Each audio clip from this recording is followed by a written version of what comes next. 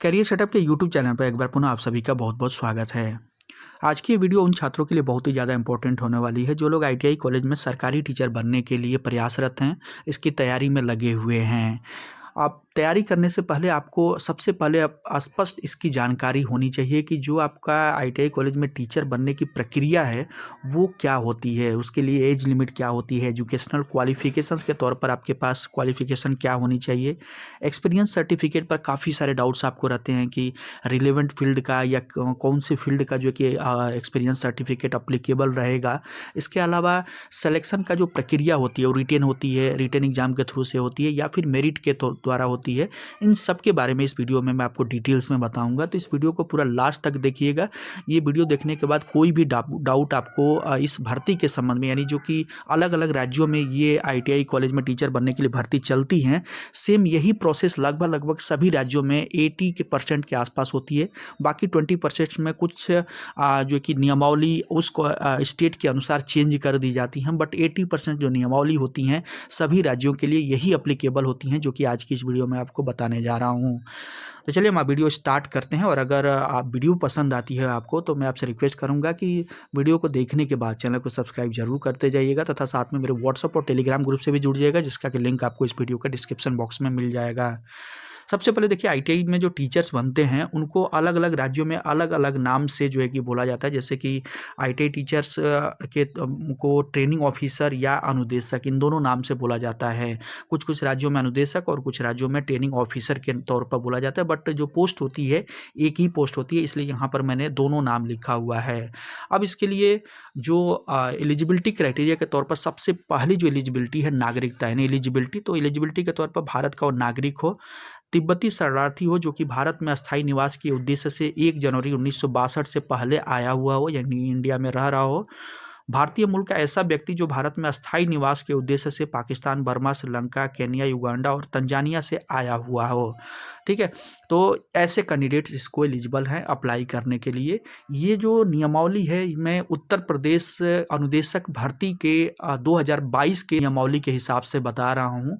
और जैसा कि मैंने शुरू में ही बता दिया कि सेम यही नियमावली 70 से 80% हर राज्यों में सेम रहती है। लेकिन जो इसका मैंने रेफरेंस लिया है, ये सारा जो क्राइटेरिया आप देख रहे हैं उत्तर प्रदेश अनुदेशक भर्ती नियमावली 2022 के हिसाब से, ये सब कुछ मैं आपको बताने वाला हूँ। ठीक है, नेक्स्ट आप चलते हैं एज लिमिट। एज लिमिट जो है कि अभ्यर्थी की उम्र सीमा 18 वर्ष से 38 वर्ष के बीच में होनी चाहिए, जबकि ऊपरी सीमा में उस स्टेट गवर्नमेंट्स के रूल के अकॉर्डिंग ओवर एज में आपको छूट प्रोवाइड की जाएगी। अब नेक्स्ट हम बात करते हैं शैक्षणिक योग्यता की, यानी कि एजुकेशनल क्वालिफिकेशंस आपके पास क्या होनी चाहिए। तो एजुकेशनल क्वालिफिकेशंस के तौर पर 3 अलग अलग क्राइटेरिया रखी गई हैं।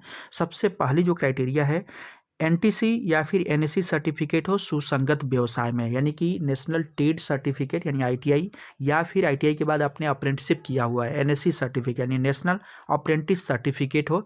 सुसंगत व्यवसाय के आगे देख सकते हैं मैंने स्टार मार्क किया हुआ है। तो सुसंगत व्यवसाय अगर आप चेकआउट करना चाहते हैं तो उसके लिए डिटेल नोटिफिकेशंस आप डाउनलोड करके चेकआउट कर सकते हैं, उत्तर प्रदेश अनुदेशक भर्ती नियमावली 2022 का, जिसका कि लिंक आपको इस वीडियो के डिस्क्रिप्शन बॉक्स में मिल जाएगा। तो वहाँ से आप सुसंगत व्यवसाय चेकआउट कर सकते हैं। प्लस सीटीआई का प्रमाण पत्र होना चाहिए, यानी सीआईटीएस आपके पास होनी चाहिए। दूसरी जो क्राइटेरिया है, एआईसीटीई से या फिर मान्यता प्राप्त टेक्निकल यूनिवर्सिटी से आपने पॉलिटेक्निक यानी कि डिप्लोमा किया हुआ हो सुसंगत व्यवसाय में, प्लस सीटीआई का प्रमाण पत्र आपके पास होना चाहिए। तीसरी जो क्राइटेरिया है, मान्यता प्राप्त बोर्ड, विश्वविद्यालय या टेक्निकल यूनिवर्सिटी से आपने कोई ग्रेजुएशंस किया हुआ हो या पोस्ट ग्रेजुएशन किया हुआ हो सुसंगत व्यवसाय में, प्लस आपके पास सीटीआई का प्रमाण पत्र होना चाहिए। पोस्ट ग्रेजुएशन और प्लस यहाँ पर बीटेक टेक्निकल के तौर पर, जो कि आ जाएगा इसी ग्रेजुएशन के ही कैटेगरी में, लेकिन अलग से मैंने डाल दिया क्योंकि जनरली आईटीआई कॉलेज में जो टेक्निकल सीटें होती हैं तो उसके हिसाब से बीटेक को ज़्यादा प्रीफर्ड किया जाता है। बाकी ट्रेडें जो नॉन टेक्निकल है उनके लिए भी अलग अलग नॉन टेक्निकल, जैसे कि आपने अगर एमकॉम किया है, बीकॉम किया है या फिर बीसीए एमसीए किया हुआ, तो उनके लिए भी रिक्रूटमेंट होती हैं। लेकिन बीटेक जो है कि मेन फोकस में होता है, इसलिए मैंने बीटेक अलग से यहाँ पर नाम ले लिया। अब नेक्स्ट हम बात करते हैं अनुभव प्रमाण पत्र यानी कि एक्सपीरियंस सर्टिफिकेट। एक्सपीरियंस सर्टिफिकेट ऐसा टर्म्स पड़ता है पूरे अनुदेशक भर्ती के में जहाँ पर सबसे ज़्यादा कन्फ्यूजन्स किसी भी ट्रेनी को होती है। तो यहाँ पर इस चीज़ को बहुत ही ज़्यादा ध्यान से आप देखिएगा। देखिए, अनुभव प्रमाण पत्र के संबंध में आपको एक चीज़ क्लियर कर दूँ कि जो आपका एजुकेशनल क्वालिफिकेशन है उसी के अनुसार एक्सपीरियंस सर्टिफिकेट का टाइम लिमिट रखा गया है। अगर आपने ITI किया हुआ है तो ITI के साथ में 3 साल का अनुभव होना चाहिए सुसंगत क्षेत्र में, यानी जिस फील्ड की आपकी ITI है उससे मिलते जुलते ट्रेड या मिलते जुलते का वो कंपनी का या वर्क फील्ड का एक्सपीरियंस होना चाहिए। इसके संबंध में अगले पेज पर आपको क्लियरिटी मैं दूंगा। उसके बाद दूसरा जो देख सकते हैं, पॉलिटेक्निक अगर डिप्लोमा आपने किया हुआ है तो पॉलिटेक्निक डिप्लोमा के बाद 2 वर्षों का सुसंगत क्षेत्र में अनुभव होना चाहिए। और तीसरी जो क्राइटेरिया है, अगर आपने स्नातक या फिर परास्नातक यानी डिग्री या फिर पोस्ट ग्रेजुएट डिग्री किया हुआ है तो ऐसे में आपके पास 1 साल का सुसंगत क्षेत्र में अनुभव होना चाहिए, तब आप इस भर्ती के लिए एलिजिबल रहेंगे अप्लाई करने के लिए। अनुभव प्रमाण पत्र के संबंध में यहाँ पर देख सकते हैं जो क्राइटेरिया को डिफाइन किया गया है सुसंगत क्षेत्र के संबंध में, वो आप यहाँ से एक एक लाइन को ध्यान से पढ़िए। कोई औद्योगिक अनुभव होने की स्थिति में उद्योग के लिए सरकारी नियमों के अनुसार रजिस्ट्रीकृत होना और कोई विधि मान्य टिन या टैन नंबर होना आवश्यक है। यानी अगर आप किसी कंपनी से कहीं इंडस्ट्रियल ऑर्गेनाइजेशन से एक्सपीरियंस ले रहे हैं, एक्सपीरियंस का कहीं जॉब कर रहे हैं, तो सबसे पहले ध्यान ये रख लीजिए कि उस कंपनी का टिन या टैन नंबर हो और वो रजिस्टर्ड हो, गवर्नमेंट MSME से रजिस्टर्ड हो या फिर नेशनल लेवल पर रजिस्टर्ड हो। रजिस्ट्रेशन उसका अनिवार्य है, प्लस टिन और टैन नंबर उसका होना चाहिए, क्योंकि बहुत ही ज़्यादा केयरफुली ये सब चीज़ें चेक होती हैं। अगर आप भर्ती के प्रोसेस में कहीं पर भी इन सब चीज़ों में आपका फ्रॉड पाया जाता है या गलत डॉक्यूमेंट पाया जाता है तो आपको रिजेक्ट कर दिया जाता है। उसके अलावा दूसरा जो कंडीशन है, अगर किसी संस्था से अनुभव ले रहे हैं, यानी कि किसी ITI कॉलेज में या आपने रिलेवेंट किसी भी कॉलेज में पढ़ाने का एक्सपीरियंस ले रहे हैं कहीं भी कॉलेज से रिलेवेंट फील्ड में, तो अभ्यर्थी के पास अंतिम परिणाम घोषित हो जाने और तकनीकी अर्हता की अंतिम परीक्षा उत्तीर्ण कर लेने के पश्चात, इसको बहुत ज़्यादा ध्यान से सुनिएगा, अभ्यर्थी के पास अंतिम परीक्षा घोषित हो जाने यानी कि आपका जो CTI की बात हो रही है, CTI और तकनीकी अर्हता की अंतिम परीक्षा उत्तीर्ण कर लेने के पश्चात किसी ख्याति प्राप्त संस्था महाविद्यालय से सुसंगत क्षेत्र में अध्यापन या प्रशिक्षक के रूप में कार्य करने का अनुभव होना आवश्यक है। अनुभव प्रमाण पत्र में कार्य की प्रकृति, कार्य की अवधि यानी कितने टाइम तक आपने वहाँ पर कार्य किया, और अभ्यर्थी के लिए वेतन अंतर्विष्ट होना आवश्यक है, यानी कि वेतन सैलरी स्लिप भी आपका वहाँ पर वेरीफाई किया जाएगा कि जब आपने वहाँ पर जॉब किया होगा तो सैलरी स्लिप का क्या माध्यम रखा गया है, ये सब कुछ वहाँ पर डॉक्यूमेंट वेरिफिकेशन के टाइम ये सब चेक किया जाता है।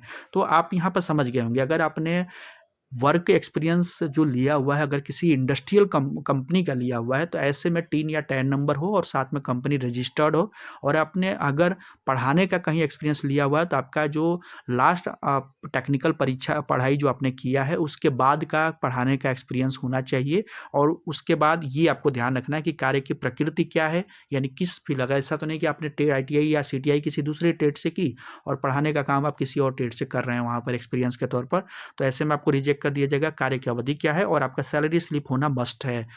नेक्स्ट पद नाम की बात करते हैं तो देखिए, अगर जैसा कि मैंने बताया ये उत्तर प्रदेश अनुदेशक भर्ती के जो नियमावली है उसके बिहाफ पर मैं ये जो कि वीडियो बता रहा हूँ, यानी इसमें सारी क्राइटेरिया मैं बता रहा हूँ। तो जो उत्तर प्रदेश अनुदेशक भर्ती का जो नियमावली बनी है उसके अनुसार जितनी भी भर्तियाँ जारी की जाएंगी, मान लीजिए 200 भर्तियाँ जारी की गई तो उसमें से जो 50% भर्ती होंगी वो डिग्री और डिप्लोमा कैंडिडेट्स के लिए होंगी, और बाकी जो 50% यानी कि 100 भर्तियाँ, 200 में से 100 भर्तियाँ जो होंगी उसमें NTC या फिर NSC से जो पास आउट कैंडिडेट्स होंगे यानी ITI जो कैंडिडेट होंगे उनके लिए भर्तियाँ होंगी। तो इस तरह से जब भी भर्तियाँ जारी की जाएंगी उत्तर प्रदेश अनुदेशक की बात करें अगर स्पेशली, तो इसी क्राइटेरिया के हिसाब से आपको भर्तियां जो कि जारी की जाएंगी। नेक्स्ट वेतनमान की सैलरी की बात करते हैं तो जो सैलरी आपका होगा 35,400 से 1,12,400 का जो आपका सैलरी का जो स्ट्रक्चर होगा ये रहेगा। मैट्रिक्स लेवल 6 का आपका रहेगा और पोस्ट जो होगी आपकी अनुदेशक की रहेगी। अब बात करते हैं कि चयन की प्रक्रिया क्या रहेगा। तो चयन की प्रक्रिया जो होगी इसमें सबसे पहला जो प्रोसेस होगा, आप देख सकते हैं यहाँ पर डॉक्यूमेंट वेरिफिकेशन किया जाएगा। सबसे पहला काम है, आपने जो फॉर्म अप्लाई ऑनलाइन कर दिया है उसके बाद आपका डॉक्यूमेंट वेरिफिकेशन किया जाएगा। ऑनलाइन आवेदन में अपलोड किए गए डॉक्यूमेंट का वेरिफिकेशन किया जाएगा, यानी जो आपने ऑनलाइन फॉर्म में जितने भी डॉक्यूमेंट्स अपलोड किए होंगे उन्हीं सब डॉक्यूमेंट्स को अब सबसे पहले स्क्रूटनी की जाएगी, यानी कि आप चेकआउट किया जाएगा, सब डिटेल्स सब कुछ डॉक्यूमेंट्स आपका सही है कि नहीं। उसके बाद लिखित परीक्षा के लिए पात्र अभ्यर्थियों की सूची जारी की जाएगी, यानी आपका जो डॉक्यूमेंट वेरिफिकेशन करके शुरू में ही आपको शॉर्टलिस्ट कर दिया जाएगा। डॉक्यूमेंट वेरिफिकेशन को लास्ट में रखा ही नहीं जाएगा, तो स्टार्टिंग में ही शॉर्टलिस्ट करने के बाद जो पात्र अभ्यर्थी होंगे उनकी केवल लिखित परीक्षा होगी।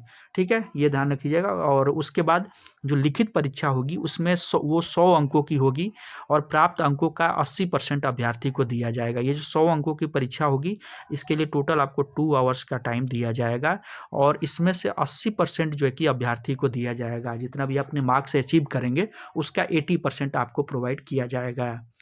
अब चयन की प्रक्रिया का जो फाइनल मेरिट जो होगी वो किस बेस पर तैयार होगी, तो यहाँ पर आप देख सकते हैं जो फाइनल मेरिट तैयार होगी आपकी वो रिटन एग्जाम में, जैसा कि मैंने बताया अभी, जितना भी अंक आप पाए रहेंगे उसका 80% और प्लस CTI या CITS में प्राप्त अंकों का, यानी जितना आपने CTI के जो फाइनल मार्कशीट आपकी मिली होगी उसमें जितना भी मार्क्स अचीव किया होगा उसका 20% और जो रिटन एग्जाम में आप 80% लाएंगे, दोनों को ऐड करके और फिर आपका फाइनल एग्रीगेट मेरिट तैयार की जाएगी और उसके बेस पर फाइनल चयन किया जाएगा।